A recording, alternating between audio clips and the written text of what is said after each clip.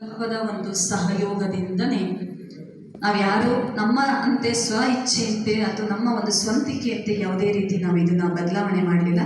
ಯಜ್ಞದ ನಿಯಮ ಏನಿದೆಯೋ, ಯಜ್ಞದ ರೂಪದಲ್ಲಿ ಏನಿದೆಯೋ ಅದರಂತೆಯೇ ಇದನ್ನ ಮಾಡಬೇಕನ್ನುವಂಥ ಒಂದು ಸಂಕಲ್ಪವನ್ನ 2 ವರ್ಷದಿಂದ, ಇವತ್ತಿಂದು 2 ತಿಂಗಳದ್ದು 2 ದಿನದ್ದು ಅಲ್ಲ, 2 ವಾರದ್ದಲ್ಲ, 2 ವರ್ಷ.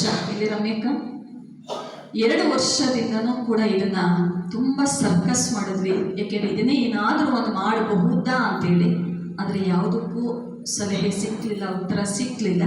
ಕಾರಣಾಂತರದಿಂದ ಇದನ್ನ ಹೊಡೆದು ಹೊಸ ರೀತಿಯಲ್ಲಿ, ಹೊಸ ರೂಪದಲ್ಲಿ ಇದನ್ನ ಮಾಡಬೇಕನ್ನುವಂಥ ಒಂದು ಸಂಕಲ್ಪವನ್ನು ಮಾಡಿದ್ದೀವಿ. ಲಿಂಗಪ್ಪಣ್ಣವರು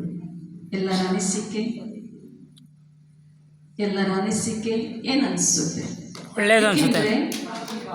ಎಲ್ಲರ ಭಾವ ಹೇಳ್ತಾರೆ, ಎಲ್ಲರ ಒಂದು ಸಂಕಲ್ಪ ನೋಡಿ. ಅಣ್ಣವರು ಅಕ್ಕವರು 2 ಸಂಕಲ್ಪದಿಂದ ಇಷ್ಟು ಕಾರ್ಯ ಮಾಡಿದಾರಂದ್ರೆ, ಇವತ್ತು ನಾವು ಇಷ್ಟು ಜನ ಇದ್ದೀವಿ ಅಂದಾಗ ನಮ್ಮೆಲ್ಲರ ಒಂದೊಂದು ಸಂಕಲ್ಪದ ಶಕ್ತಿಯಿಂದ ಈ ಕಾರ್ಯ ಮಾಡೋದು ಏನು ಮಾತಲ್ಲ, ಕಷ್ಟ.